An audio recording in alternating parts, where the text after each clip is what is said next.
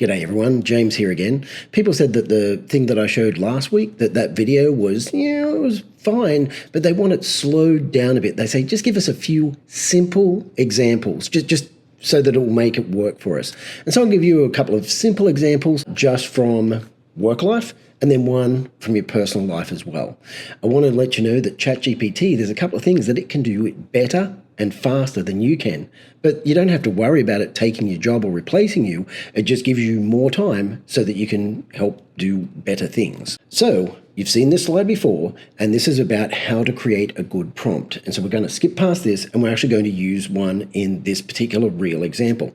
And so what I'm going to do is pretend that there's a CEO who is there, and they say, I really think that I would like to have our teachers teach STEM, so science, technology, engineering, and mathematics, and I'd like to come up with a few examples of how that can be done. And so to slow it right down, it's going to say, because I want ChatGPT to do this, I'm telling Sheldon, he's coming along and he's saying, oh, so you want me to sort of be a wine expert? I say, no. He says, oh, you want me to write children's stories? No, please, Sheldon, just let me tell you what I want you to do. So you have to tell him, you're an expert at teaching STEM, science, technology, engineering, and mathematics, right in his camp.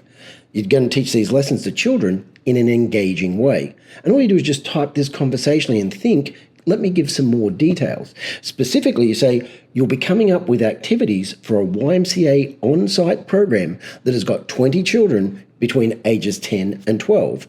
You excel at coming up with ideas for free or at low cost. That's probably important to sort of put in there as well. And then it says you'll always want to amplify their curiosity so that they become lifelong learners.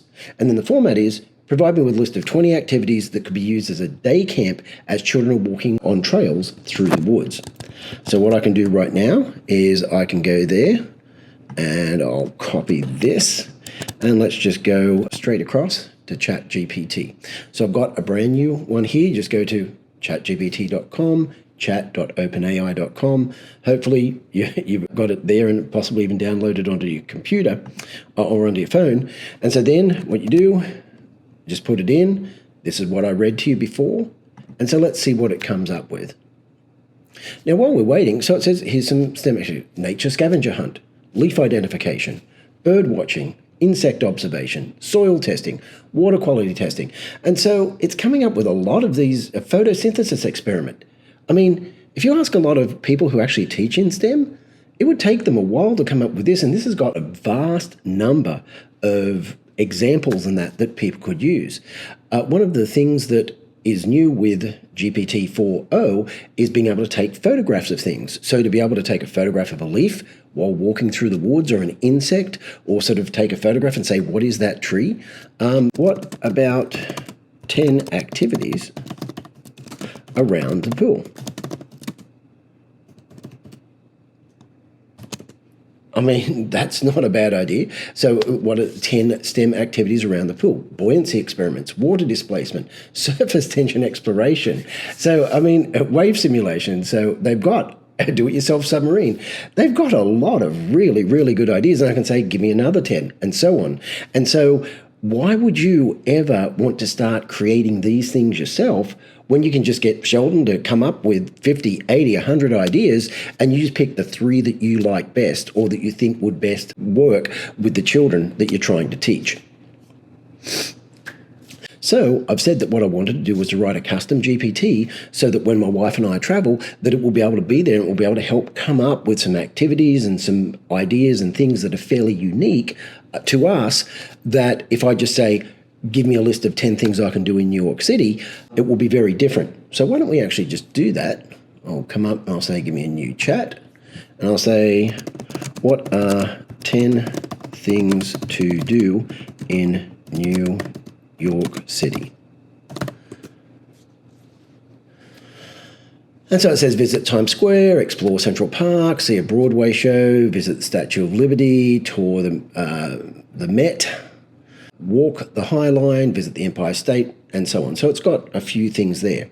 So now what I'm going to do is I'll show you how to do this, because people have said, can you slow down and show us exactly how to create these GPTs? Because I'm going to want to put the instructions in a lot. And so what I'm going to do is I'm going to come over here. I'll click on Explore GPTs. And over here, it says create. So I'm going to create a custom GPT.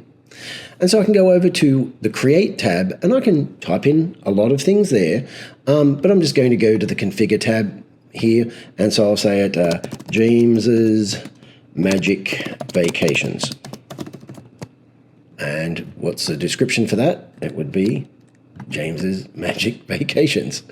So, and so for the instructions, I'm going to put these in here, and this will tell you a little bit about me, and this is all pretty well real. So, and so what I can do is explain to it the stuff that I really want to do. So I'm saying you're an expert travel consultant and you've got decades of experience in helping people have thoroughly memorable vacations. My wife and I, we love to travel, and when we do, this is what we prefer. Great food and great wine, because we're both foodies and I'm a sommelier, so bring on the good stuff. We love to try local beer and breweries and local foods too. We love, let me put that in, local breweries and local food specialties.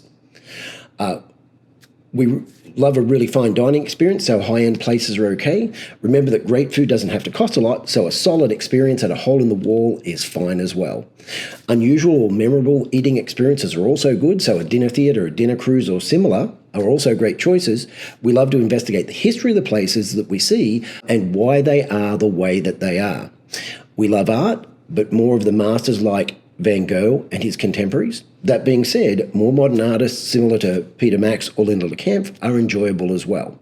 We prefer these kinds of experience to tourist traps and the top 10 things you must visit when you visit X, unless some of those top 10 things fit into what is described above. If the water's warm, we also love scuba diving and sailing. So that's what's in this custom GPT right now. And so what I will do, this is great, I'll put the code interpreter on so I can upload files. And then once this is ready, I'll click on create, and anyone with a link, I'll do that. So I'll save, and it's ready to roll. And so now there was a thing that said, list 10 things to do in New York City. And so I'm going to say list 10 things to do in New York City. And so this is going to go through and it's going to listen to what I've told it about me and my wife and the things that we like to do and that when we travel. And so the list should be very different.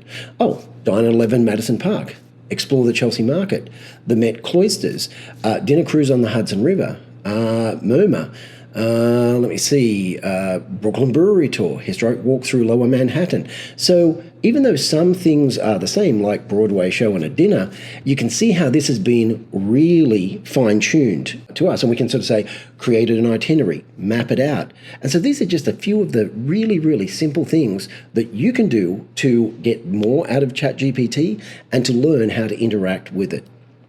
So your GPTs also improve over time. So the latest version 4.0, it does languages. Why would you ever want to learn a new language? I mean, there is definitely some value to that.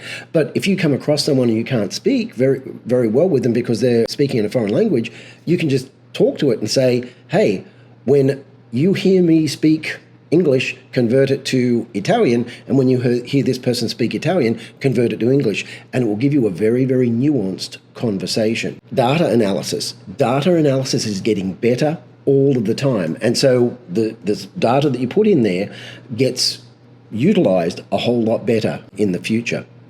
It's also very good with voice, and so as I was talking about getting it to translate languages and that, and then the camera as well, so you can now take up photos and upload it. I'd mentioned before that I'd created a custom GPT that was called the Wine Whisperer, and what it did was it told me not only the foods that would pair well with a wine or vice versa, but also the herbs and sauces which you should choose for each individual wine. So I didn't have to do anything to improve that GPT, but now someone in Italy can just take a photograph of a bottle of wine and then it will do the food and wine pairings in Italian for them. Or they can say, please convert these to German for me. And so, I mean, the GPTs that you write today are going to have a lot more value in the future just because of, not through anything that I'm doing or you're doing, but through the improvements of the system over time. Now, one thing I've been telling everyone, you've got to reach out there because it's happening so fast and you can do this. You've got to make sure that you go ahead and catch the lightning. Thank you very much. I'm James McIntyre, and I approve this message. Until next time, I will see you later, and be good to yourselves. Another one of these informative videos will drop next Tuesday. Thank you.